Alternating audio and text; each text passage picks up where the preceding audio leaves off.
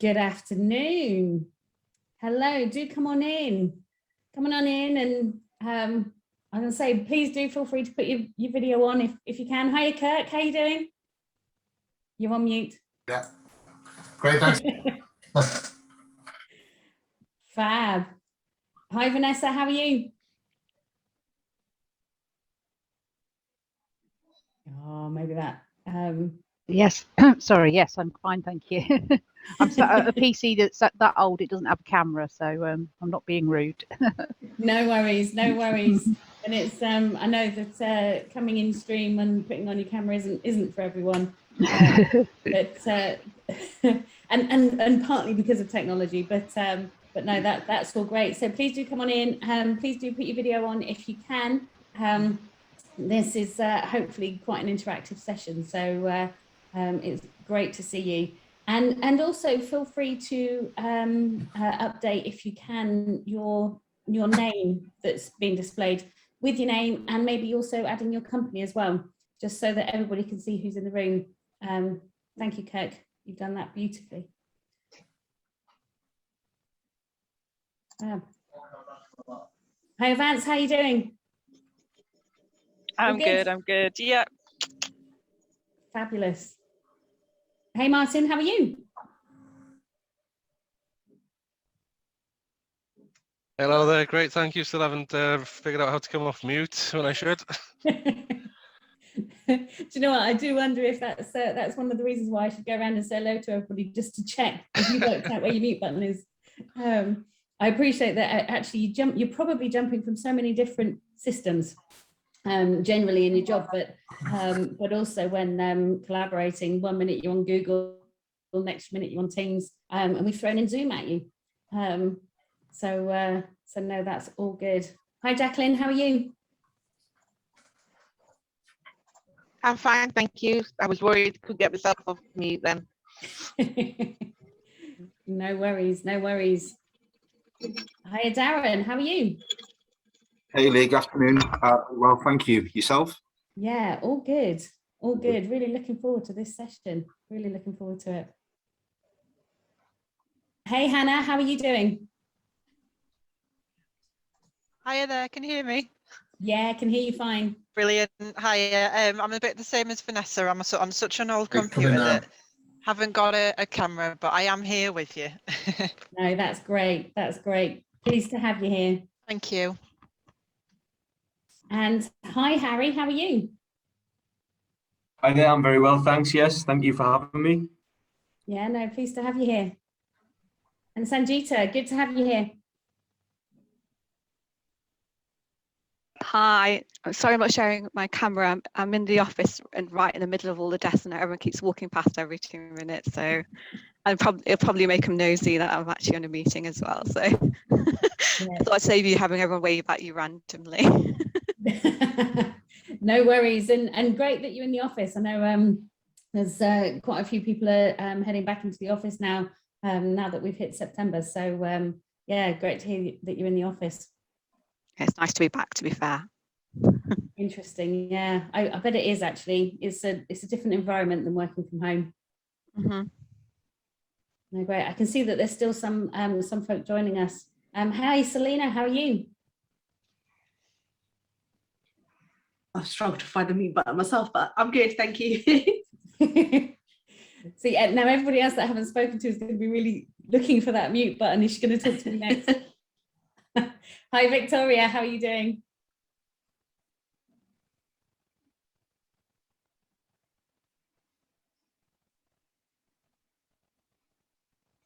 How are you doing, Victoria? Are you there?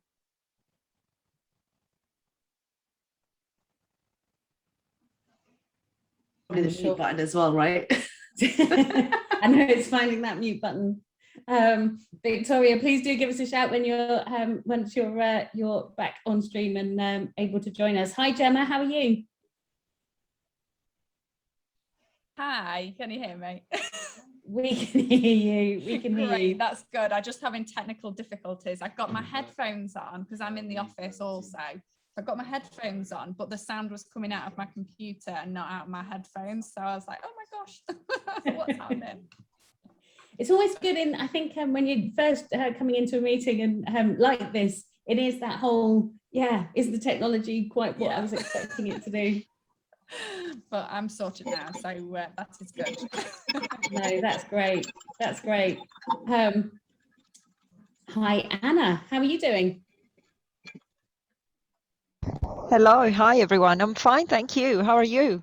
Yeah, all good, all good. And for those of you that are just maybe missed what I mentioned earlier, if you're able just to update your name to include your company name. Hi, Hannah, can see you. You can see me. Update your to include your company name, which is clearly very clear. Then that's great. Thank you. So I know I haven't said hello to everybody, but I am conscious that it's gone 12:05. So let's crack on. So welcome to today's session. We've got about 90 minutes, so hopefully that's your expectation too. And it's an interactive roundtable today. So really looking at giving you that opportunity to share your experiences, but ask each other questions and really have that opportunity to get ideas from each other as well. And this is all part of our hybrid working series that we've been running over the summer. And what we've done with the hybrid working series is really look at the hybrid working challenge as a whole, and we've broken it down into parts.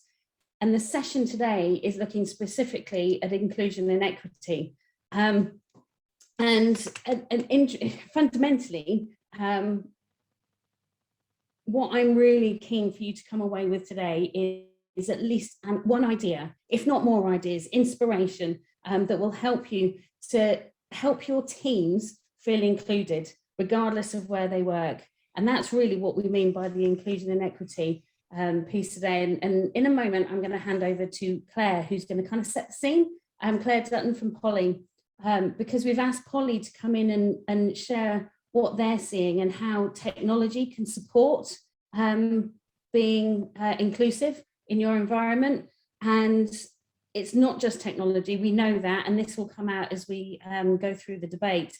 It's also about your culture, it's also about your behaviours, and really exploring how that can really help as well. So once Claire has set the scene, she will then hand over to Richard Kenny, who is going to lead on it. And I'm sure he will, with his cat, will make sure that that everybody gets an opportunity to share your thoughts, share your experiences, share a comment, ask a question, maybe even answer a question from somebody else in the room. So that is, as I say, something that I think is going to be really important. And then Richard is going to invite his colleague from Polly, Patrick, to share how technology can really help create that inclusive environment. So there is going to be a bit of a demo of how Polly can support that. So I think from here, Claire, I'm going to hand over to you, but can you explore a little bit further around what we mean by inclusion and equity in the context that we're talking today? Yes, I certainly can, and I do have some slides to support them, support it. So I will, I'll be setting the scene and going through that. So thank you for being here as well. I'm really excited to get involved in the discussion, and have a really good debate about what we're seeing and how we're seeing hybrid working, and also, as Lee mentioned, the inclusivity and equity in meeting spaces. So can you see my screen okay? Yes. Yeah, super. Okay, so yes, so Polly, I'm going to talk a little bit about what our business is as well, but first of all, I am very much going to talk about why inclusion and equity is really key, and also what we mean by it. So to really like drag up a bit of history, what, taking you back a couple of years ago, unified communications, probably a word that you'd heard a lot of, have become really important in our everyday lives, and it was affects the way that we do business, the way that we serve our customers, and even who we hire. And as a whole, the term unified communications really refers to the system and the methods of communications and how we're integrated. So, you know, unified communications, it didn't come around until maybe the 80s or 90s, but actually the origins, and I'm such a geek of technology, but the origins can actually be traced back to the days of the telegraph. And this is like a device or system that allowed the transmission of information by coded signal over distance. So, you know, as one of the first transmitters of information, the telegraph really laid the groundwork for communications and technologies that have evolved and as we know them today. And, you know, the growth in these technologies is really fueled by requirements to replace face-to-face meetings with virtual meetings and to support our remote customers and really enable us all to be more agile. The last 18 months has really driven some of these technologies. COVID has driven hybrid working models, and actually today's UC developments, you know, it's got a really key role in enabling digital transformation. Lots of technical buzzwords there, but, you know, and productivity in our contact centers to enhance the business processes that actually relate. So technology, yes, equipment, software and services, but it's not just the technology that is really key in driving adoption of these platforms and moving into a hybrid environment. You know, it really is about the culture as well. So what do we mean by equity?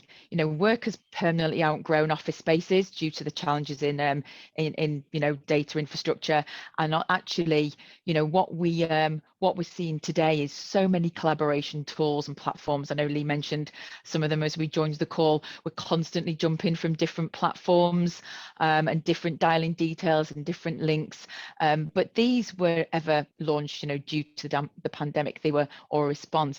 It's just that the pandemic has given such a shift to the way that we work. It has just really lit a rocket under their adoption, and COVID really is being a critical catalyst, you know, the change in all our working habits, and it's given a real acceleration to any digital transformation, and also how the workplace has really reshaped itself. And this is really revolutionary for forward-thinking contact centers. You know, you can save on travel. There's real estate rationalization, so lower costs on real estate, having flexible working packages to attract and retain the best agents.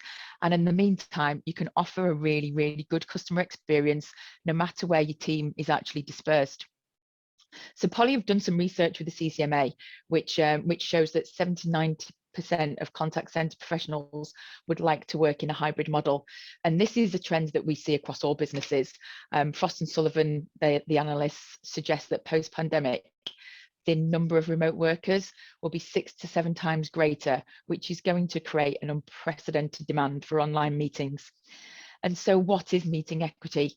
It is creating a meeting experience where everyone has the technology so they can be effectively included and they're actually empowered to participate, which is really the key.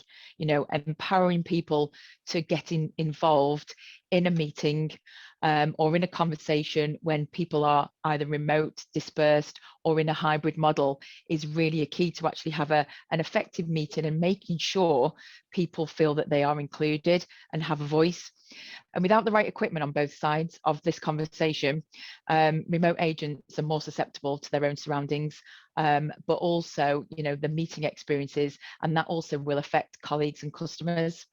And a lack of meeting equity, it can also have a negative impact on business, and it starts to reduce your agent engagement, and it promotes loss of productivity. So one way to actually bring that balance back is to actually deploy the right equipment across remote workers as well as those working in the office.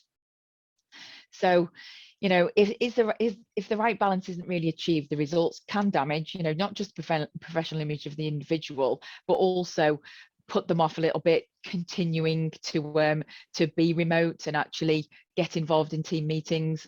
But also what it does is it actually, you know, creating meeting equality has become necessary for us, for businesses, and how you deliver the same great experience to those working remotely from well-equipped office spaces. So the answer, it does start with a robust communication and collaboration platform, which many people have probably spent hours with deciding which one to execute on and implement. But managers also need to make really informed decisions about audio and video solutions. So, you know, what type of technology is best for different workspaces, how to track and how to work and support across a dispersed workforce. And when meetings are actually comprised even entirely of remote participants, there is an inherent balance in the call. But you know what we're really looking at today as well is what happens when teams begin to return to the office, and their blend is of in-room and remote participants, and how you drive people to become included. So the Poly journey, and who am I and what do we know about it? So Poly is a technology company. We manufacture video and voice conferencing products and personal audio devices, basically to really drive and make communication and collaboration more effective. We design our own products, which are all about the ability to have a great video or audio experience, promote inclusivity, democratizations of meetings, which again is a lot of that we've been looking at for many, many years, but it's really come to the forefront of what is driving some of our technology. And you know, whether or not you're listening, talking or sharing content, you want to make sure that everyone is having the same experience. Having the right technology in place is key. It really is key. However, from our internal experiences, if you don't have the correct culture in place, the technology almost doesn't matter. Managers and team leaders really need to have a skill set to promote trust, create secure environments for employees to share, and also make sure that your agents feel that they're involved, they've got a voice, and that their opinion matters to really create a holistic and successful working environment and promoting inclusivity around meeting spaces. I've actually been working remotely. I was hired remotely 14 years ago. So we were, you know, quite forward thinking at that point, but our office was in Swindon. And I, at the time, I lived near Manchester, and I live in Harrogate. So, so I've also been managing a team of people remotely for 6 years. And 60% of the people in our business worked from an office pre-COVID, you know, and so not only have we been on that cultural journey, you know, to enable all those people, we're also in the process of redesigning all our office spaces.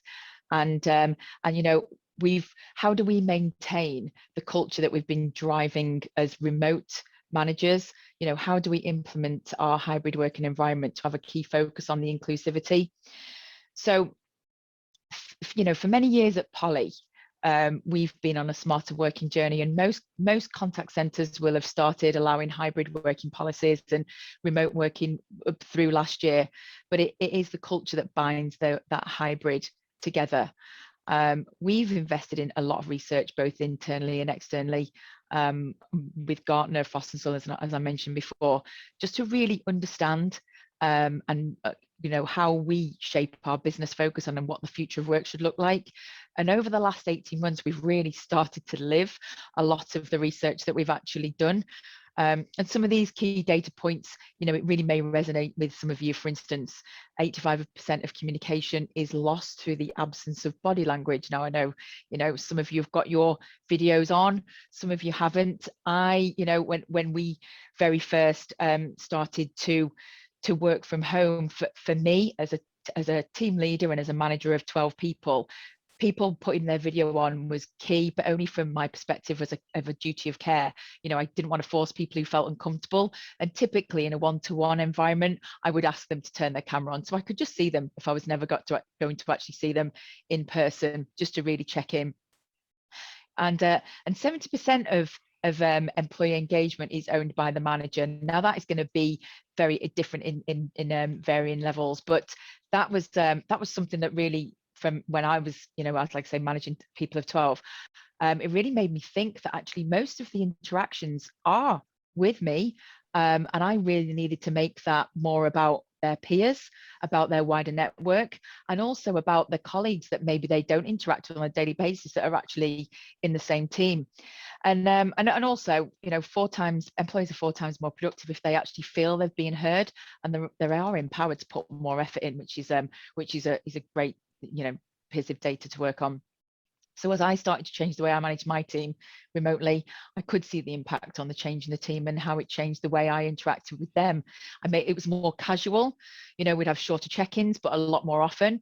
I implemented casual coffee mornings, and alongside your normal one-to-ones and all the typical things that you would do as a manager, I really got them to start to increase their wider network of people. And you know, from our perspective, we work in a business that provides technology to drive adoption amongst these platforms. But had we actually trained our own people? Well, you know, when you send a lot of these people home and our entire contact center as well, we were actually surprised how much people did training on some of the simple technology that we had, and how we actually needed to invest and retrain some of the people how to manage remotely and how to engage remotely, and you know, really share the benefits of visual key points. And when you are managing a team remotely, you know, like I've mentioned before, you've got that duty of care. So as we return to the office, when you've created that safe environment from a remote perspective, it's also how you manage and pull in those people in an environment, and those customers where they feel safe and secure to share their key points. And one of the key things that we did as a leadership team, we looked at you know, promoting what we classed as unconscious bias and making sure that we're really conscious of not having it. And what do I mean by unconscious bias? You know, it refers to a bias that we are unaware of and which happens outside of our control. It's a bias that happens automatically, and it's actually triggered by our brain just really making a quick judgment and assessment of people and situations. And this is influenced by our backgrounds, cultural environments, and personal experiences. So one of the investments we made was very much around, how do you make, as a manager, as a team leader, how do you make a decision within your team? You know, if you see them on a regular basis, is that the person you're going to promote? Is that the person you're going to give more work to? Is that the person that you're going to be more critical of? Well, you know, it's all about your self-awareness and how you treat every single person in the team differently to promote inclusivity and trust. And you know, and actually what we can do once we recognize that unconscious bias about how we intercept before we actually start to communicate to the team. And as Polly returned to the office, what we've really tried to drive is bringing IT, HR, and our facilities team to work together to really regularly look at surveying our teams, reviewing contracts, and looking at the possible rationalization of real estate. And also, you know, really trying to maintain the culture that we've put in place, because, you know, part of going to work, it is the social interactions that occur and the social structure, and part of the building trust is and being part of a team, especially in a contact center. You know, these have to be recreated in a digital sense, because individuals could potentially feel lonely at work, and other individuals don't know when to stop in terms of how much work they're actually doing. You know, and as I mentioned, our business has pulled together 3 key components where we see the IT, HR, and facilities as the key drivers from a technology, a culture, and an execution perspective, to make sure that you are remaining on top of being educated, but also giving your agents the ability to have a voice and be involved in how they actually want to return to the office and how they want to work moving forward. One of the key things that, again, from a 21st century leadership, and of course that we've all been part of, is, you know, what do we want the future of our workplace to look like? And actually learning to be present, really listening and paying attention, especially when you can't be in someone's presence and it is all remote. It's so easily to be distracted by emails. It's so easily to be distracted by a mobile.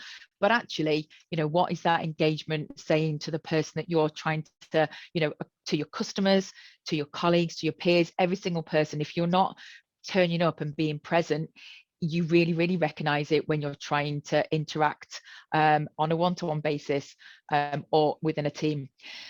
So we really looked at how we ensured we gave all employees the ability to be included and treat people the same at the same time, and driving a culture of belonging is the key here. You know, driving that is important in a hybrid environment, that it's easy to tar everyone with the same brush, and we need to maintain a culture that allows everyone to be themselves. There is no one size fits all answers when it comes to developing a hybrid working style, and allowing for the uniqueness of your people ensures that being inclusive, that ensures you are being as inclusive as possible.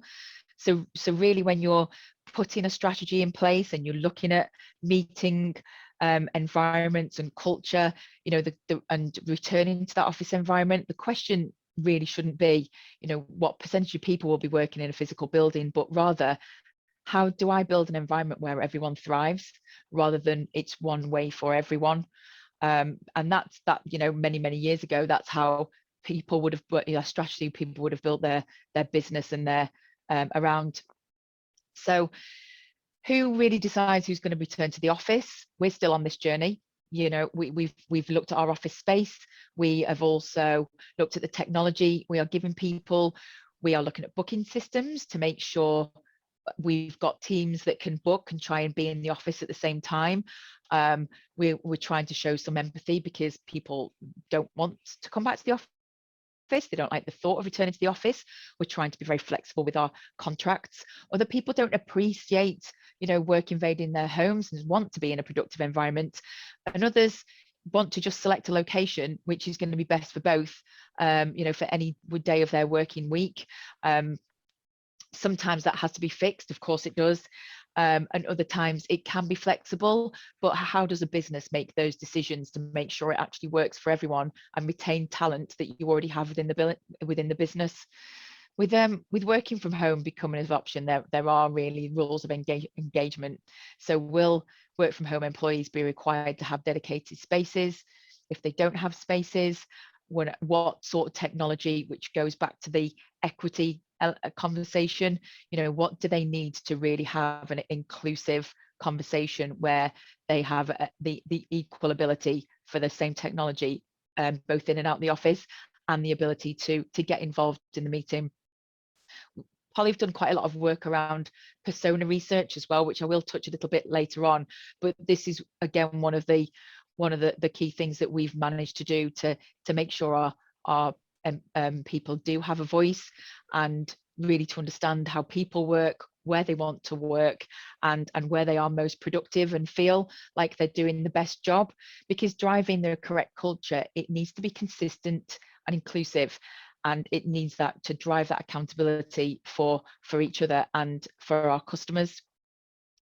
And consistently being inclusive, you need to ensure a high level engagement, you know, and really engagement is really critical. It's about building a sense of belonging, and it normally means higher satisfaction from a workforce with higher productivity and lower turnover. You know, there's some stats that we did with I can't remember who it actually was. It was the University of California, it was. And some of the research we did, you know, how do you keep your workforce engaged? Because when an agent gets distracted or away from focusing, it actually takes 23 minutes to get back onto their task. So that's a really big impact of productivity. And noise is one of the biggest culprits for distraction. And that's not just your background noise. That is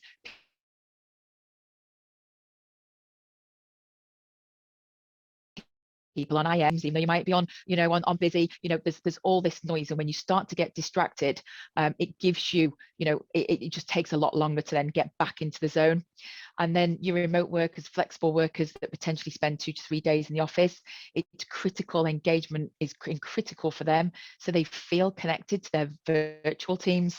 Again, another element of the equity piece. But remote workers could struggle with loneliness. They struggle with collaboration and communication, and making some of these remote workers, you know, feel connected is central to their happiness and their level of engagement. So as we're actually maximizing, you know, the engagement within your teams, and you know, everyone has a similar focus when it comes to that element of engagement, and you know, it needs to be effective, because cross collaboration is really good and actually drives a much better culture. And one of the key focus areas for us to make sure that people feel safe and really can share and be open in one-to-ones with customers, in meetings, and give them a voice is around empathy. You know, our people are really key. The agents and employees and team members are really key. So it's about, you know, trusting them, and trusting your team, and the days of all, you know, your team sitting together in one place, working the same hours is completely gone. So you need to make sure that you can trust your peers, you can trust your manager, and you can also be feel safe in an environment. And having trust is a huge shift away from traditional attitudes. You know, that focus on outcomes of your agent productivity. It's all about, you know, your agent level CSAT scores as well, and agent adherence. Looking at being inclusive, diverse teams, they do better, but you have to be able to appreciate those differences, and that goes back to the unconscious bias as well, that I touched on a little bit earlier about, you know, how do you appreciate each other's differences. So I pulled together a buddy system, which sounds relatively basic, but as you become onboarded at Polly, and I actually onboarded a large number of people remotely, which again has its own challenges that we're not going to go into at this very moment in time, but it really does have its own challenges. You know, we have something called our Polly Pal. So it's where you get someone who's been in the business for a period of time or is experiencing the same job role that you're going to take, and we reignited it. So we used it as a check-in from a technology perspective, just on a day-to-day check-in. If you thought, if I recognized that someone might be struggling or lonely, so they didn't need me as a manager to be tapping on their shoulder, they could actually engage with someone who had a similar job function, and they were also a bit more of a friendly face. And actually what this allowed us to do, which wasn't it wasn't a thought process at the start, it's really started to give them a wider ability to actually cross a wider network of people that we might never have engaged with before, because we didn't do it, and it wasn't driven from our work styles. It was driven out of a culture and an empathy of making sure that we're actually all okay and doing the right thing. Inquiring is really about the ability to ask the right questions and be skilled about it. During COVID, Polly contact centres, we shift from a tiered support system to actually an intelligent swarming methodology. An intelligent swarming is the idea that one support person will work on a trouble ticket from start to finish without escalation. And so we've grown our agents to give them responsibility and encourage their questions, and actually to give their customers one friendly point of contact. And then finally, be purpose driven.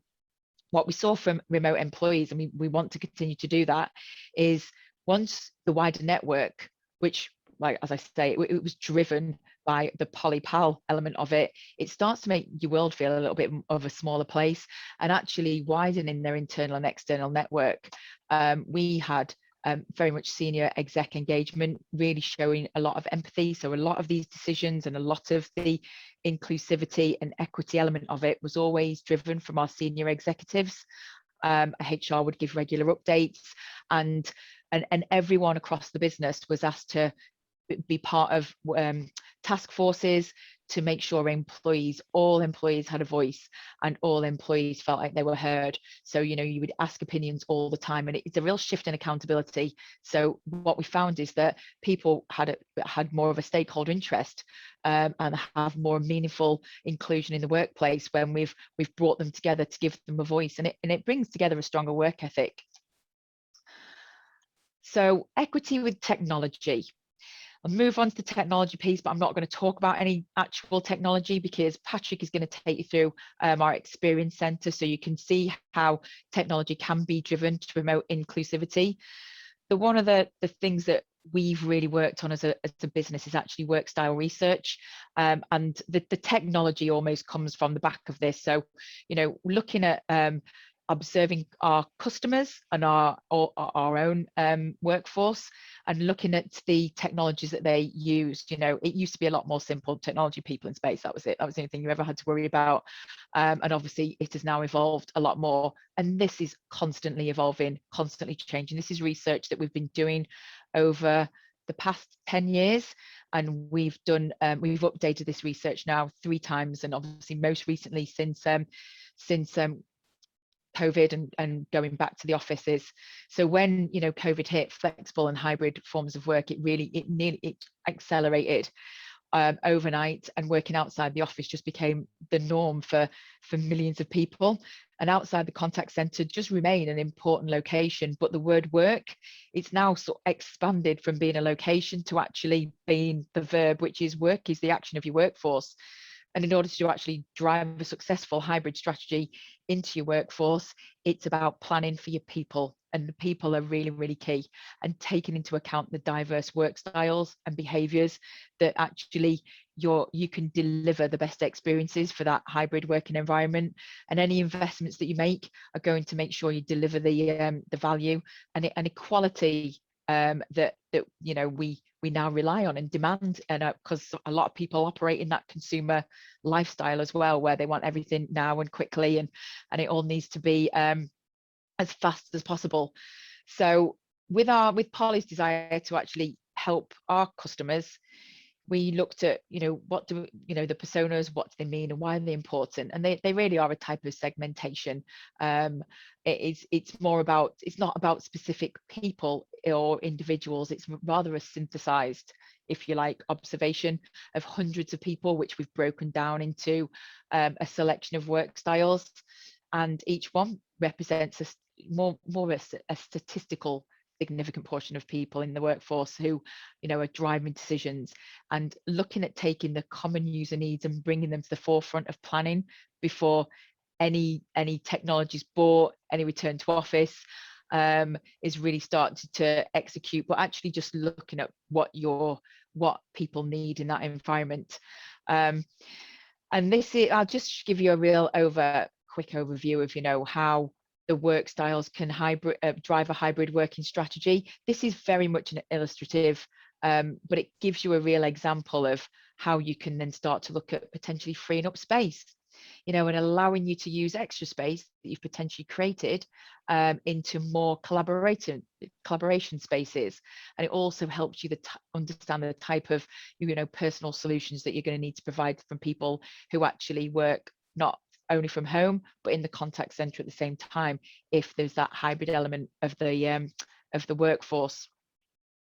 So finally, just before I then hand over to Richard, you know, this is I wanted to touch on the generational distribution and work styles, because this actually really shows that you know, you can find Generation Z and millennial, oh, that was very American of me, wasn't it? Generation Z and millennials in every one of these work styles. So, you know, the concern around providing good experiences for a younger workforce, we actually find them in slightly larger numbers in the personas that are listed from a flexible and office collaborator and connected executive. And again, this is just a real like high level example of some of the research that we did. But one of the things that really comes out of this is that hybrid working shows that you can increase the demographic of people you're willing and want to work in a contact center environment. You can hire different age groups or even those with care responsibilities. And what we've personally found is that a number of highly skilled agents that you really see a long-term career in our contact center, you know, will continue to offer the hybrid working to retain these people and make sure we're constantly training them from a culture and inclusive element.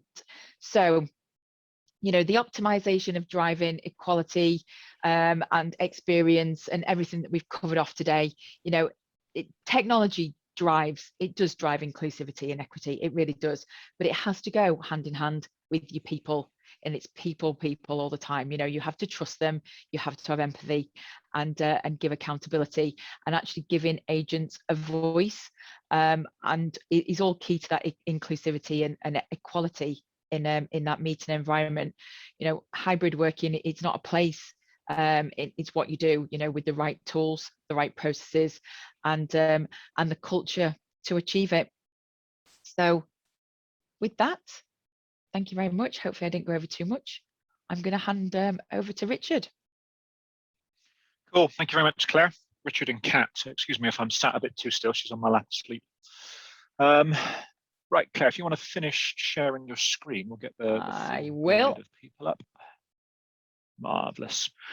All right, so we're using Zoom. Everybody's got the ability to use chat and to use all the sort of different functions today. So I like to see everybody on video all shifting forward and suddenly showing interest now. So you're on my shortlist for asking questions. Thank you. Generally, really make this a debate, okay? The more that you talk, the less you have to listen to me. And most people think that's a pretty good trade-off to make, okay? So feel free to ask questions of anybody else on the call, ask questions of us as you go through as well. Claire and Lee, I might get you to sort of help me sort of pick on people if I'm not sort of noticing that anybody's got a question to ask. For those of you that are familiar with Zoom, if you look down the bottom of your screen, we've got Zoom reactions available to us. That means you can clap your hands, you can do party banners, you can do all sorts of things at the moment. So what I'm going to do is I'm going to ask you to use Zoom reactions by responding to a question. Now, sort of some of the questions that we go through will then prompt further discussion, okay?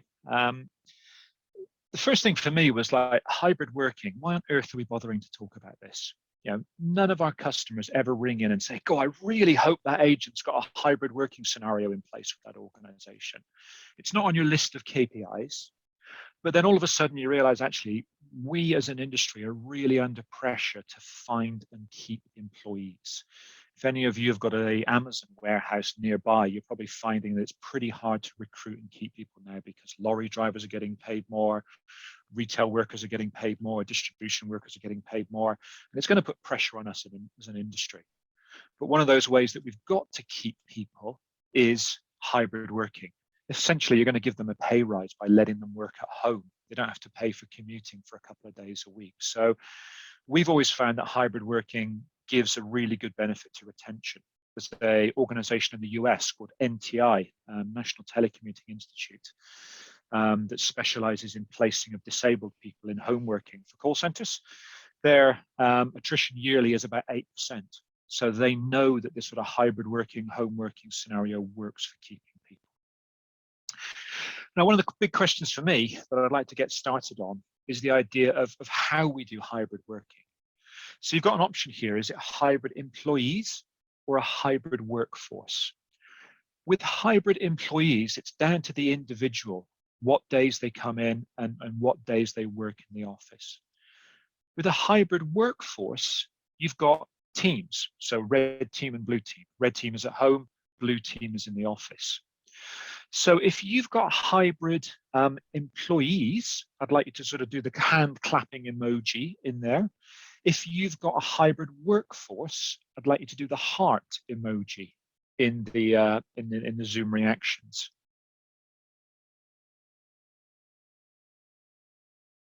I've chosen those two because I'm colorblind as, and it's about the only two I can tell the difference on, to be honest. All right, we've got a really good split there. Actually, it was that was quite. I was expecting it to be one way or the other. If one of you wants to sort of raise an example, so Hannah from Leeds Building Society, yours is the last one that I can see on the screen at the moment. Are you able to come on and sort of talk us through why you've chosen that particular hybrid employee approach rather than the hybrid workforce? I don't think it's always been that way. So I think initially it was very much split out. But as we've started coming through sort of the end of COVID, because we didn't have home working before COVID, it was something that we had to introduce very, very quickly, as I'm sure a lot of people did. So it's something that we've started introducing now, and it's all been sort of led by the colleagues, allowing them, as you've said, you know, to make their own decisions about when and how they work with us, and where they do that, you know, whether that's once or twice a week, or if that's something that they want to make a bit more formal. So I'm going to come in Monday to Wednesday and work from home Thursday to Friday, and just sort of letting them choose how it is they want to do that works best for their lifestyles. I think a lot of people we've got, you know, have had changes in the family circumstances. You know, I've had family members that have become unwell, or that children have been at home and things like that. And I think that's been a very big factor in sort of their decisions, and it's helped them to really make better lifestyle decisions for themselves and how they manage home and work now, and have a much better lifestyle balance as well. Okay, so it's really, you've really sort of engaged with your employees and let them take the responsibility and ownership of the decisions here. Definitely, yeah. Okay. I didn't see anyone who had a heart. I wasn't quick enough to note down names. Is there anybody that put a heart up for the sort of hybrid workforce for teams that wants to sort of come on and talk about why they've chosen that one?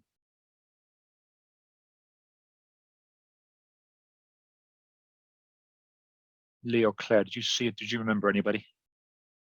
I'm sure I saw a heart. Was it Darren? Did you have a heart up there? I like pick on you there, but I thought I saw a heart. I did, but I replaced it with clapping hands. Oh, did you? Sorry. You can do both. That's perfectly okay.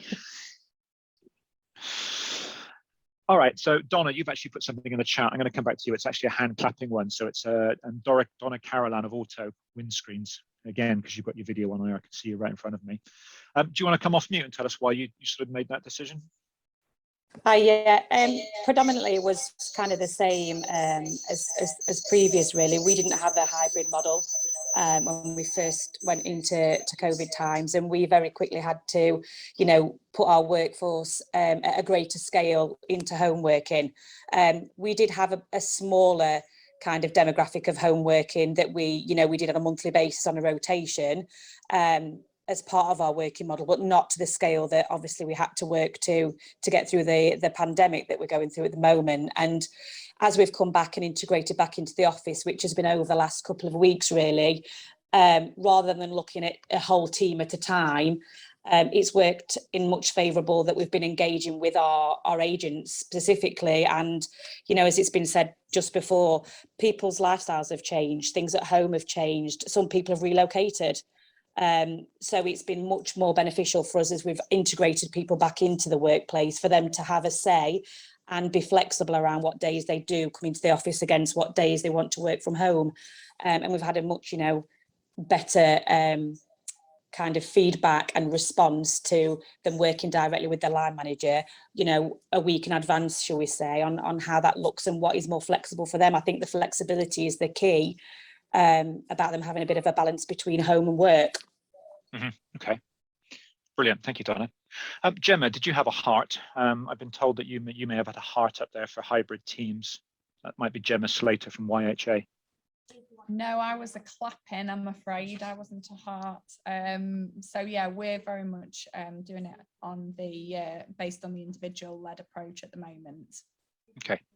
I'd really like to hear from someone who has done the Teams approach, because we've had quite a few from the work, you know, the hybrid employees approach. So if anyone does want to say anything about using Teams, whether it's, you know, whether they've looked at it or whether they've tried it and rejected it, I'm happy to sort of hear from anybody on this one. I'm sorry. Go on, you go. Go on, Judy, I'll let you speak. Right, it's only that I think we might be we haven't quite advanced as quickly as some of the people on this call, but we're looking at the moment. We always did some homeworking, so it's not drastically different in that way, but we're looking about the return to the office and it being, you know, getting a team in at a time, because we'll be doing it gradually, and making sure that the time that we have in the office is meaningful. So including a team lunch to start off with, you know, having team meetings if we can, etc. Obviously we won't have everyone from the team in, but we want to sort of have a flexible approach, but to make sure that when people are in the office, we don't have certain days where in, you know, certain areas there's just a couple of people, because the feedback that we've got from people who are currently going in for mental well-being reasons, or because they can't do their work otherwise, is they find it very isolating being in the office and nobody else being there. So we're trying to work out how to get that balance when we return. I think that's a really good point, actually, because we might come on to this later on. People coming back into the office are doing so because they've potentially felt lonely at home. They've been on their own, and they come back into the office with this great expectation of team building and lunches and all that sort of stuff, and there's no one else in. So I think if you've got that issue where you want a critical mass of people in the office, that sort of A team and B team or red and blue teams is probably a good way to do it. And I think, Judy, your other point as well about if you're new to home working, this kind of gives you that first step towards building up that individual responsibility. Is sort of teams in the office and teams at home is a good way to get started at it. All right, I'm going to try something different again now. I want you to put your answers in chat, just because that gives me a chance to actually see where they are and actually keep a record of them this time. I want you to tell me why people are coming back into the office. And as you sort of write those down, we'll have a look at those and sort of look at this and sort of, because we've got some ideas, and some of those ideas are social life, some of those ideas are learning. Oh, when you put your message in chat, make sure you're doing it to everybody as well, not just to sort of Lee or to me or to anybody else.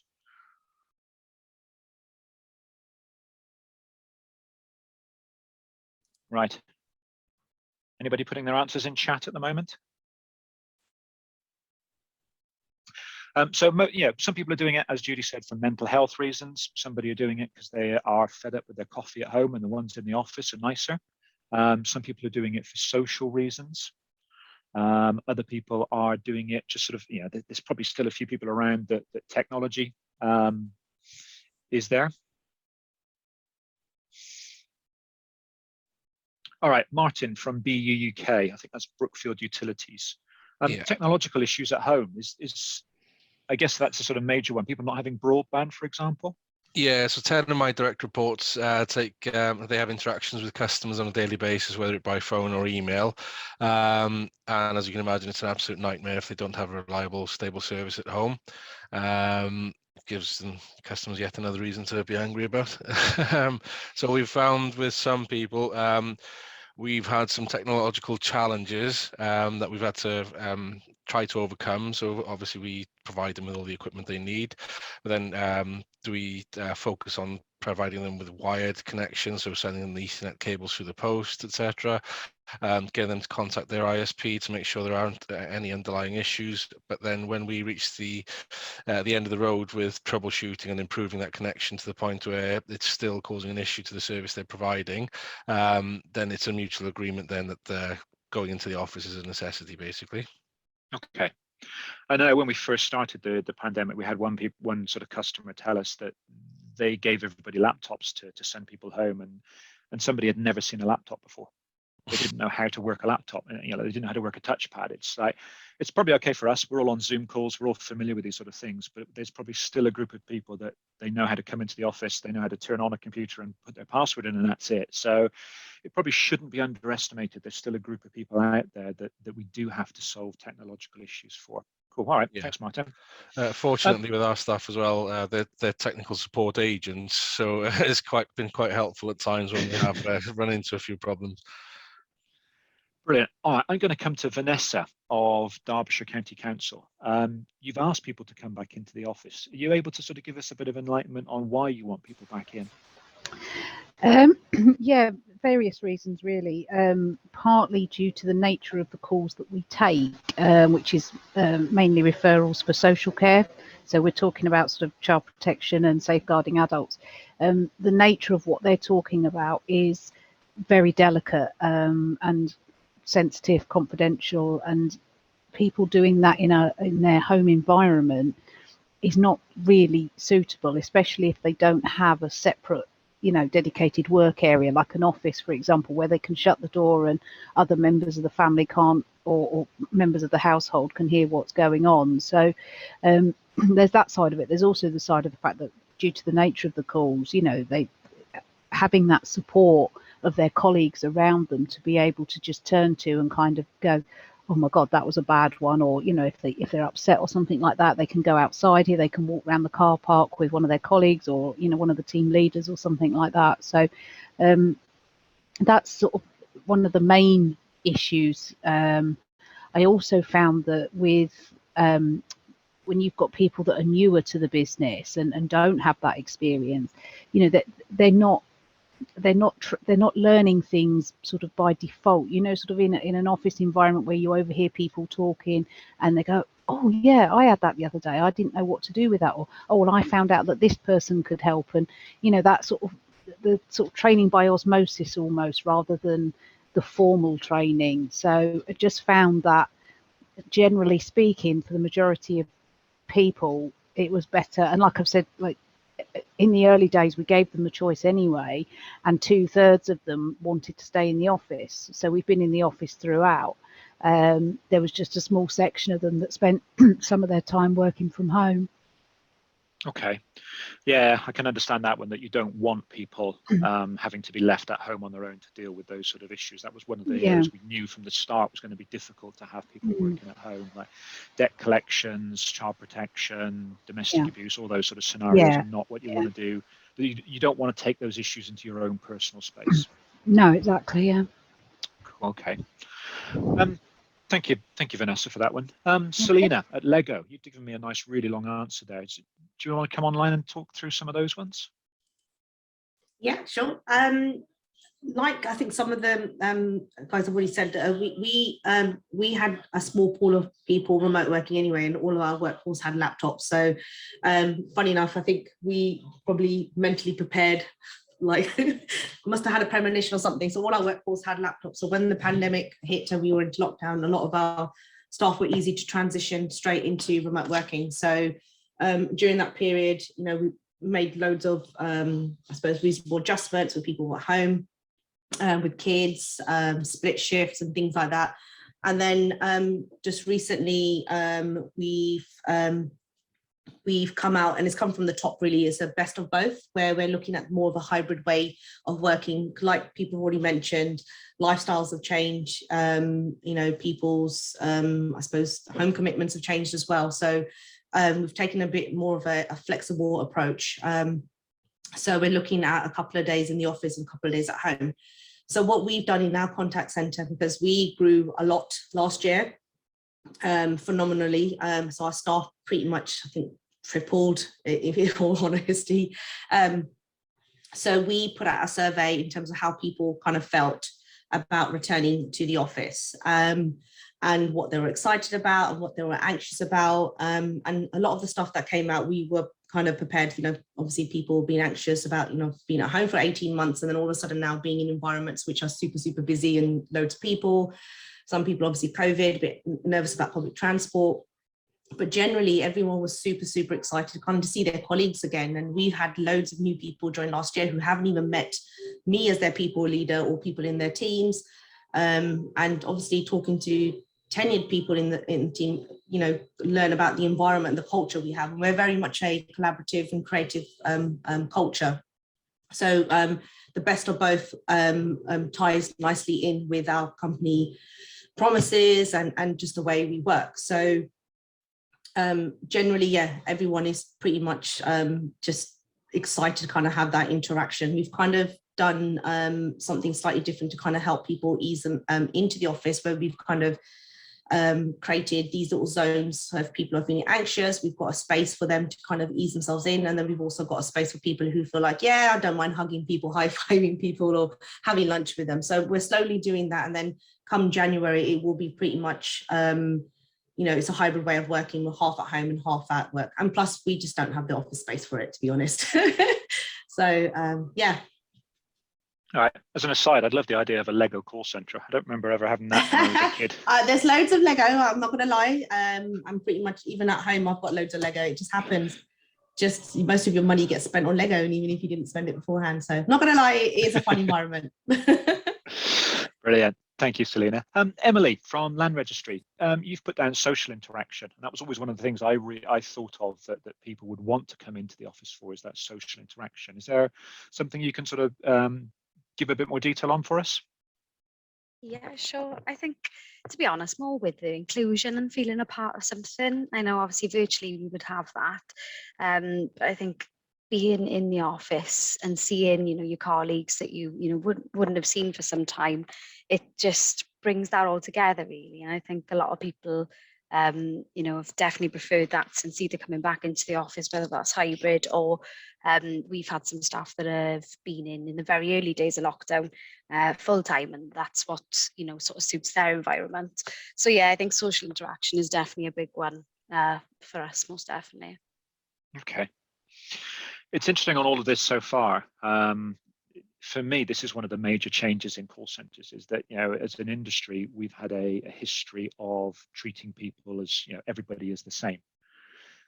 The pandemic seems to have forced us to treat, or got us to look at treating people as individuals. So everybody on here is given lots and lots of different reasons why. Nobody's treating everybody as just sort of one big mass of people. And I think that's sort of really step change for me in the call center industry, is sort of that looking at people as individual in both their roles, their needs, where they work, etc. So it's really interesting to see all the sort of different approaches here. And I suppose one of the things that we're never going to get to a point that's the right answer for everybody. Hopefully we can start to pull out some best practices, but one of the things I've learned from 20 odd years in the business is that there's no one right answer for each call center, and it's kind of reinforced that even more now. A couple of other questions. Does anybody sort of want to talk about or give an idea of different activities that take place in work versus at home? We've got some ideas about social learning, etc. Vance, you're right in front of me from Capita on the screen here. Can you give us a bit of detail on, you know, are you looking at different activities to take place at home versus in the office? We're in the office currently, so it's a different gauge for me. But my manager, I can't remember what they would call it, but we had some form of engagement where times where we'd be more available on calls, i.e., you know, post the tax year, we'd be able to have more time and available. So we'd do stuff like bingo and stuff. Just last week, we had a bingo competition. For working at home during the Christmas period, we've been putting ideas forward because a lot of people are going to be off, so it's not like you really want to be in an office, and it's just quite sparse. I can't remember what some of the ideas put forward were, but it's more stuff that is not customer led and more about getting to know your colleagues, even though you don't see them face to face, which I mean is very valid all the same. In terms of the customer side of things, I don't think anything's been put forward as of yet. Cool. Okay. All right. Thank you very much for that, Vance. I'm just sort of scrolling through people that I haven't heard from yet. There was a name I saw a minute ago. They've obviously hidden from me.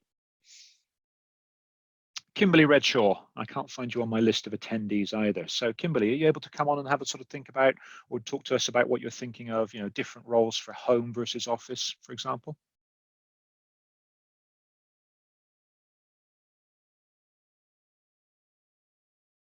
It's done. Sorry, no, I am here. Sorry. Brilliant.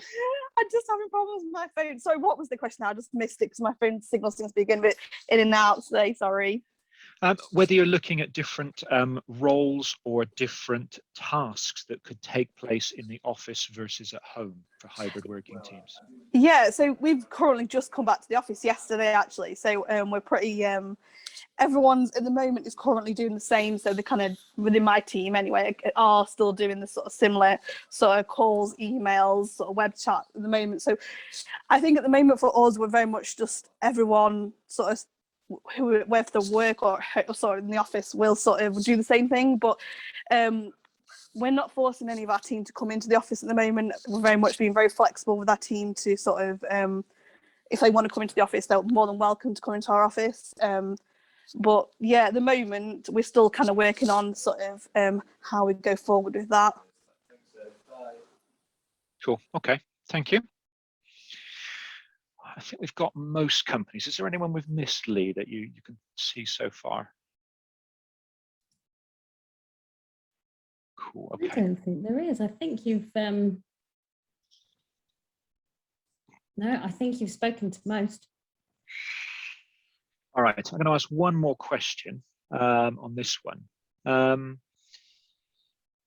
Our assumption so far has been about hybrid working and flexible working being about a different place that you work, home and office.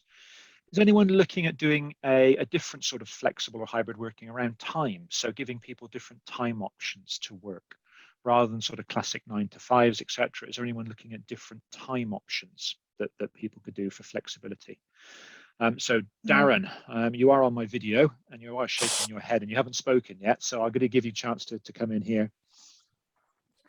I guess in answer to your question, no, we're not looking at time, but that's not to say we shouldn't be. Our situation is probably a little bit different to others in as much that our contact center teams have been in the office throughout the pandemic. And we're actually now looking to do the reverse in terms of get people hybrid working, so work from home. Okay. And I guess our approach to that has been, you know, we'll have them working a number of days in office and a number of days at home. But I hadn't given thought to, you know, what does good look like around individuals' needs? Should we be, you know, staffing based rather than set days and things like that? I think by the sounds of it, from what we mentioned earlier on about if people aren't used to that scenario of hybrid working, then maybe the teams at home versus teams in the office is quite a good one to start with. So you've got a critical mass of people in the office, and yeah, you've got also got some people at home as well, just so that you can take those first learning stages. And then when people are used to the sort of responsibilities and ownership, that's when you go to the full, okay, now it's up to you which days you come in, etc. Yeah, we have recently just completed a pilot with a team of people, and you know the feedback from that's been really positive. But we now need to look around, you know, some of the logistics in terms of, you know, what does communication look like, whether you're at home, at an office location. How do we, what do we do in terms of engagement when you're in the office? So is it more purposeful to do one-to-ones, team meetings, or should we still do them from work from home? So it's working through that side of the program. Okay, cool. Right, there was somebody on called iPad who's been quite vocal on chat. I've got no idea who they are. It's pretty quite impressive to name yourself after an Apple product. You did come on video a minute ago. There you are. We've got, yeah, we found you. Hi. My name's Julie Hill, Contact Centre Manager for Auto Windscreens. I just wanted, just happy to comment on the shift conversation in terms of start and finish times a little bit more, if that was of any help to anybody. It's for you. Go for it. Yep. Yeah, okay. In terms of our staffing, we do have multiple options in terms of shifts. So we do have a suite of about 9 to 15 different shift patterns that we offer to all of our 90 agents, and they can, to a degree, choose which one of those that is that they want to work. We also do accommodate flexible working hours applications for any individual that has commitments or you know, specific personal requirements that they need to start and finish a little bit later. And as long as it fits our core delivery profile in the main, more often than not, we're happy to accommodate it. And it does help with engagement and morale and retention of good people and retention of experience. But in the main, as long as it, you know, you can get it to fit around your task, or sometimes think differently about when tasks are done. So we used to do quite a lot of administrative duties during the day. And actually, when taking a step back and challenging ourselves, a number of those things could have been done in the evening or overnight, because we have 4 agents that work overnight, so 24/7. So we've actually pushed some of those duties into the night team now, and they're not done at all during the day. So it's, I suppose, just challenging yourself as an operation each time, and trying to be flexible with your workforce as well as your customer needs. Do you find that the people who make a request to do flexible time-based activities, do they want to be in the office to do those, or do they want to be at home, or is there no correlation? Both, really. Both. It's not so much where, I suppose, those with children, probably preference is to be at home because of the school run and the location of the school to the family property, etc. And we are being very flexible on that, in terms of we're saying to our staff members, ideally we'd like to come into the office twice a week, but you choose the days in which you want to come in. And if for personal circumstances you've got a parcel to be delivered or something's happening, it doesn't have to be the same day every week. But ideally we would like to see you twice a week, so that during those times when you're in the office, we can do your one-to-ones, team meetings, coaching, and the more face-to-face you know, check-ins for emotional and physical well-being, as well as you know, the performance management and the coaching and development and education. Okay, that seems like a really good point about getting people to be in the office for the employee welfare checks. Okay, if you're not seeing people day to day, if you're not seeing they're stressed, yes, you could do video, but people switching video on in their homes is sometimes a tricky situation to ask people to do. But trying to get people into the office for those sort of regular welfare checks seems to be a really good thing to do, especially as Vanessa said earlier on about if some of the work you're doing is pretty hard and stressful and sort of impacting on your mental health. All right, fairly short discussion now. I feel like this is one of those sort of things that we could go on all day, Lee. So maybe it's sort of worth sort of scheduling, you know, more and more of these sort of discussion forums that we can talk about hybrid working. It feels like there's a lot to do here, and like I said, there's no one best way of doing this. But I really think the idea of having, okay, if you're not used to this, then the teams at home and teams in the office is a good way to make sure you've got critical mass and to give you that first step, and then potentially move on to that hybrid working full approach. But really what I think as well is that coming into the office almost needs to have a purpose. People have got, they've quite enjoyed working at home, dogs, cats, able to, do whatever they want to in terms of time. They want to come back into the office for a number of different reasons, but there's got to be a purpose to that reason. So whether it's that unplanned collaboration you talked about, the learning by osmosis, the formal or informal learning, and some of that social activity and welfare activity as those primary reasons to get people into the office. So what I'm going to do now is hand over to Patrick and to Anna to give a bit of demonstration. Now, one thing before we hand over is that Claire and I had this discussion about, is it equality or is it equity that we talk about? So I had to go and look up in the dictionary. Equality is everybody gets the same thing, okay? Everybody gets the same experience. Equity is giving people a leg up or a boost if they have a potential disadvantage. So if you've got a culture that is all about being in the office, if someone's not there, they may get passed over for promotion, they may get passed over for flexible working requests. So it's recognizing that people who are potentially at home don't have a same experience and need that little bit of a leg up, little bit of a boost to bring them into the culture and make sure they're not missed out. So hence that's why we've talked about equity in our meetings rather than equality. Cool. Patrick and Anna, over to you for a bit of demonstration time. We're not hearing you, Patrick. Haha, me hit the wrong button. I'm going to get that from Claire later on as a feedback. So hopefully you should hear me now. Is that correct? Good, fantastic on that front. So I'm coming from you, Anna and I are coming from you live from our Experience Centre in London. We're going to kind of run through some demonstrations. This isn't a hard sell. We're just going to kind of show some of things, touch on some of the stuff that Richard and Claire have been talking around and things like that. To be quite frank, from our perspective, we showcase Poly solutions in this perspective. But when COVID hit, we had to take all the technology home, not all of it, but the main core ones, and be able to do demonstrations. So we, like you, when your staff went home, they still needed someone to answer the phone or the video call that came in on the call center. Let's be honest, how upset, I'm going to pick on Hannah from Leeds. Can you imagine no one being able to answer the call for Leeds Building Society? How annoyed people are going to be. Those sort of crucial things. So each company had to look at things differently. From our perspective, in our demonstration world, we took the technology home and we used it.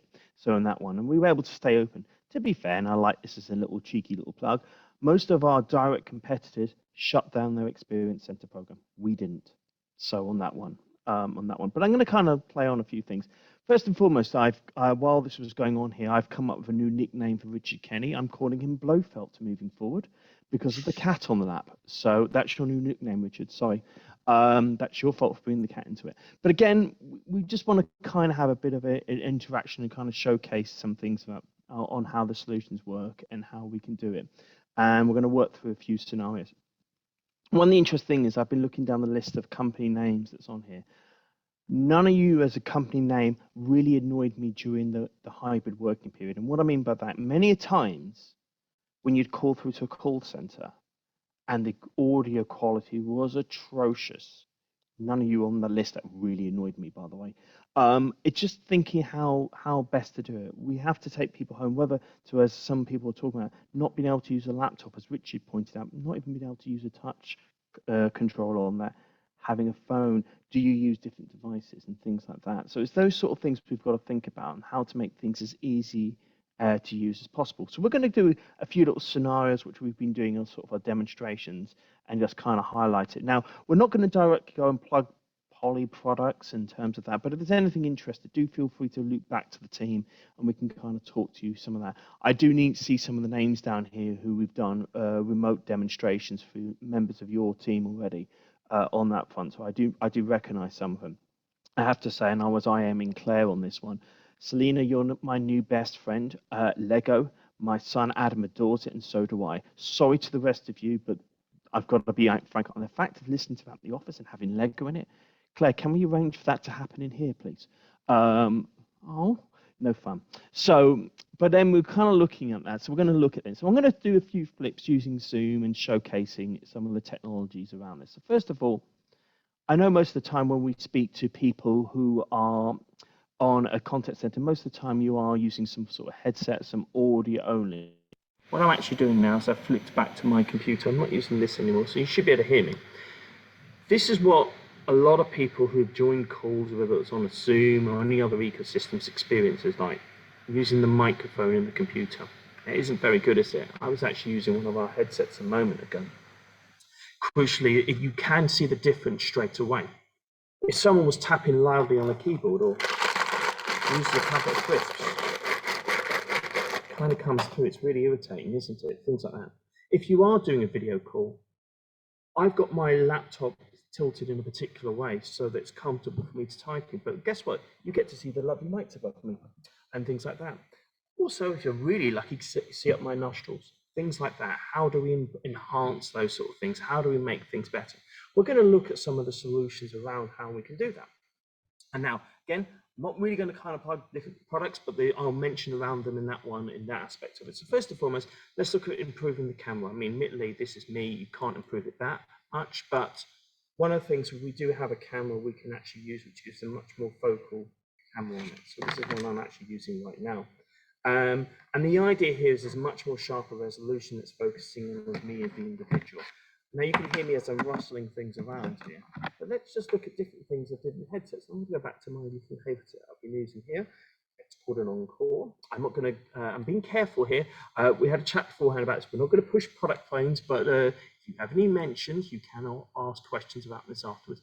But again, if I flip back over phone that's here, it's much more clearer, isn't it? You can hear me much more better, even to the point, classic packet of crisps, even I'm rustling it. You may get a bit of it through, I don't know, I'm going to be honest, but again, it's blocking out that in terms of things.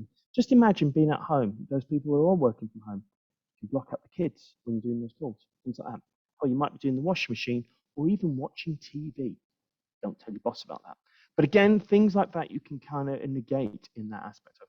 Back in the office environment, you could have a noisy environment. Now, headsets are really, really cool and all that sort of stuff. But what happens if you want to say you can have speakerphones? So we have some speakerphones in our product portfolio range. Now, ideally, these are great to be used because I can actually use this now. And I'm actually going to flip over to this right now just to kind of give you an experience of it. Here. So hopefully you should be hearing me now. Is that correct? I am checking because I've got multiple different things plugged into my computer here. That's why I'm asking the questions we're kind of going on. So from this speakerphone protective, I can be using this, and it's bringing in and out of audio, closing the microphones back. But these things are ideal if you wanted to get a group of people together, for example, just have a quick call. Or in my case, when I go away, when we are allowed to go holiday again outside the UK properly officially, I'm going to be taking this with me to the beach because it's got battery in it, it can play music, so things like that. So I've got different ways we can enhance some of the capabilities of that. Now, in terms of back in the office environment, I'm using this at the moment. Different headsets we've got in our range can actually give you the ability to plug in what's called a Y cable. So using that headset I had on a moment, the Encore, I could have that in. From a training perspective, now I'm going to pick on Anna here. She's our new employee who started with our program here. But if we were training Anna in a call center role, she could be here talking to a customer, and I can control and listen in the conversation and clarify things. So there's a lot of unique things in there in that poly world. Now I'm going to move this a little bit more up to another product here. So I've been using like a web camera that's on my computer. We also have another thing, which is a video bar, which what I was using the video beforehand, but I'm just actually over my computer as we speak within Zoom through this. So I'm now using something here. Now, again, being careful. This is one of our video bars. Now, you can go to our website, poly.com. You can probably find some of these. So, Leah, hopefully I'm doing good here, not plugging too much in that one. But what it is this is a device here that I'm actually using. So this has got a built-in microphone array and so forth like that. Even to the point, same packet of crisps. Just imagine that was the kids in the front room shouting and screaming. You can cancel that out. What about people back in the office having a conversation? You can do that. In terms of an environment it's set up too, these things are actually ideal too from the perspective if, for example, I've got a row of call center desks. I'm going to move a little bit over here so the camera should pan and find me in a moment. And what should actually happen, point, you shouldn't be able to over. We'll just double check. Can anyone hear me? No? No? We can create a bubble, what we call acoustic fence. Just imagine having a row of call centers, having that capability around that. So there's some of the technologies that we can do and enhance that. Now we use that, and as you can see here, the camera is also tracking to me. So if I was to bring a colleague in or anything at all like that, the camera could do that in that aspect of it. And that's kind of the real thing here, is how do you engage your customers more in that aspect of it? And that's the crucial thing. Whether you're doing it on an audio perspective, using a headset, using a speakerphone, or maybe if you wanted to go into that video world in that one. I'll be honest, and a good thing that was touched around here, Richard brought this up a moment ago, around not everyone wants to be on video, but sometimes it is nice to see someone, especially when you're talking to someone, an agent. I've had one recently with a particular company, and it was really good for the once. Went to join the call, done it on the tab. It says, would you like to start video? It's kind of cool because you can actually see the person. Back to where Claire was talking around with her hiring. It's how you get that interaction when you're speaking to people. I know for a fact, Claire, a couple of Claire's new hires, she hadn't met them in person. I'd met them beforehand because they came into the experience center. And we already have that collaborative things. We love our video portfolios, but you can't beat the interaction of one-on-one. Whether you're in the office environment, things like that, getting together, social interaction. By the way, fans, I love the idea of the bingo thing. That's kind of cool. I really like that one. I'm going to take that back to my boss when we're looking at things like that. But how do you engage everything in that aspect? And there's just ways of doing that. Whether you are virtual, whether you're back in an office environment, there's just a host of different things that we can actually do and enhance that. Now, what I'm going to do now is me and Anna are going to go down to another room. We're going to kind of show you another piece of technology and just the ideas to get some thought processes into that. While I'm doing that, I'm going to leave you in the very capable hands of Blofeld here to fill in while we move down to the other room. Blofeld, over to you, sir. Yes, right. Thank you very much, Patrick. Some of the sort of topics we're starting to look at here is the idea of how you get that inclusion and equity. So training, for example, we'd love to do training in the office the whole time, but it's probably not going to be possible. So, hence why Patrick's showing you the larger rooms to make sure that we can still do that training experience, probably the formal training experience in a room, so that people get that same experience in the room and out the room. Especially now, some of you are probably looking at the size of your rooms and thinking, hey, we used to be able to get 20 people in there, and now you can probably only get 10 at the most in there. So we've got to recognize that some of those training rooms are not going to be used in the same way as they have done before, and it's going to be a significantly smaller group of people to start with. Potentially it's going to be some in the room, some out of the room. Right, if Patrick's not here, I'm going to suggest we think up rude names for him. He's been so nasty to me. You there yet, Patrick? He is connecting. You know what, it's really interesting seeing how the impact of having technology that's not as good as someone else's could make you feel like you maybe you don't feel so comfortable contributing in a meeting. You can see the impact when Patrick was sharing the different technologies that you guys have got and being able to see the impact. It was fascinating. It looks like Patrick might be back there now.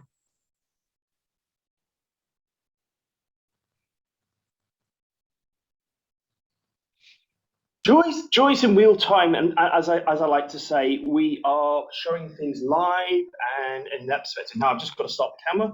Bear with me one moment. It's always fun and games. So bear with me. Come on, computer. My computer's not liking me at the moment. So in this fun, but I'm just trying to get my computer to flick over to something which we've got. So we did do a lot of testing beforehand just to kind of get this to working. But guess what, Richard? It's playing games. So we have meeting rooms here set up in our office that has a particular type of camera on it. We were going to actually show you. Oh, there we go. exactly know what's going on. It's the user that's caused the problem. So bear with me one moment.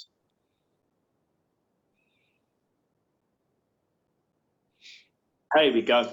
So again, end user experience here. I need to call technical support. So basically what we're actually using here is I'm actually walked into one of our meeting rooms. I'm actually using one of our largest speakerphones, very similar to what we're using, it's called C60. And the camera's here. What we're kind of like literally just bringing into case here. Just imagine when you are getting the team back together. The ability to join into call. Now, I am literally driving this all from my laptop at this moment in time. But this could be driven from a video system and elements around that. So for example, being as the camera's focused still on me. So let's just say if a colleague of mine kind of comes in and sits behind me, for example, here, which is Anna, she's going to come in. The camera should actually transition and realize there's somebody else. So this is one of the things, going back to some of the things that we've been talking about, how do we get that interaction working with people and that aspect of it? And that's kind of one of the crucial things here. We have technologies that enhance and have camera tracking capabilities. Why is this worth and engaging? Now this system is plugged into me because I'm actually doing what we've got speaker tracking going on at the moment. Because I'm the talking individual, the camera focuses on me. And that's one of the things is you can have it set up in group training so you can actually have it working in a way you can see. Even to the point that it does these little transitions. This has all also been driven, not off the same Zoom call using the laptop, using one of our newer cameras, which we've recently launched, and one of our larger speakerphones.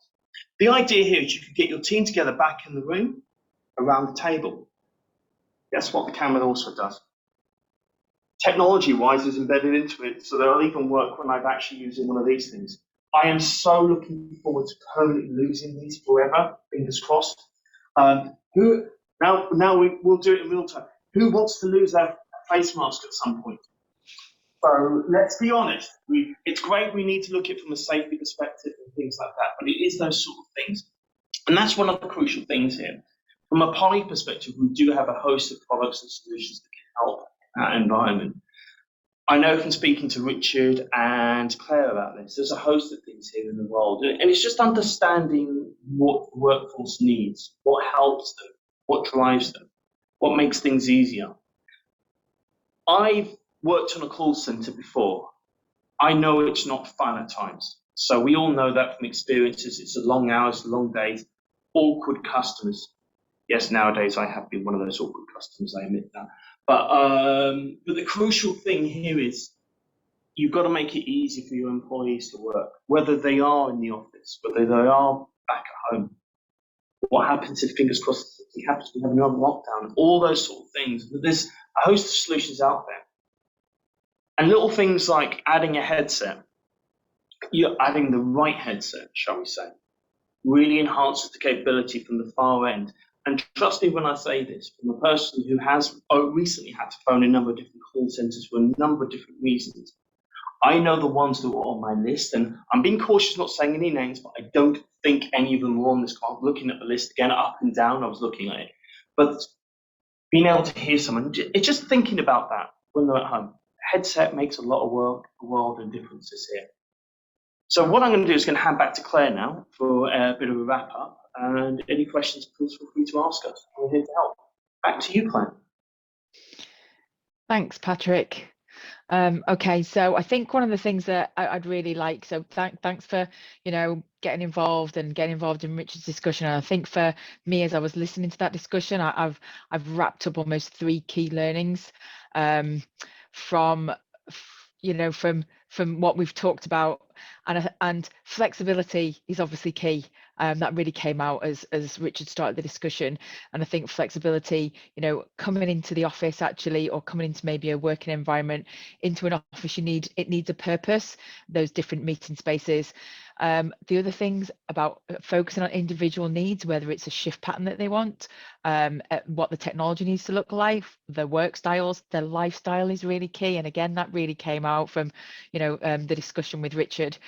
And I think, key learnings here, there's no playbook. This is constantly evolving, and we're constantly changing about how we manage people, how we're looking at our environments, what the outcomes, because This has clearly never been done before, and you know, going like the environments that we're now operating in, you know, some of these environments are new to everyone, so it's good to be engaged in groups like this where we can share best practices with each other.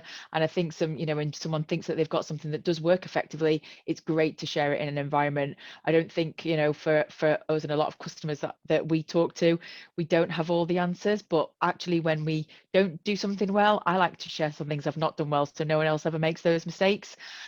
So yeah, those are the 3 key learnings. So thanks for your input today as well, and thanks. It was a good discussion, and hope we took those key learnings away from it. And I'm going to hand back over to you, Lee. Thank you so much, Claire. Thank you, Claire. Thank you, Richard. And thank you, Patrick and Anna, for taking us on that journey. And I think, Claire, what you touched on there is no playbook. This is a learning curve for everyone. And hopefully the kind of discussions that we're having through meetings like this at the CCMA are really giving you a chance to see what's working for others. What isn't working, as you say, Claire, is learning from the mistakes, learning from things that haven't gone quite so well. So thank you so much, and thank you everybody for your contributions as well. It's your contributions that really make these sessions, these roundtables really work. So thank you there as well. So from here, it's now 1:30 exactly. Thank you so much for joining us for the last 90 minutes. We'll drop out a note afterwards, including Claire's slides, so you can share, you can take a look at those, and we'll hopefully see you again at a CCMA event really soon. Thank you, Polly. Thank you everyone for joining us. Take care. Bye-bye. Bye. Cheers. Bye. Thank you. Bye.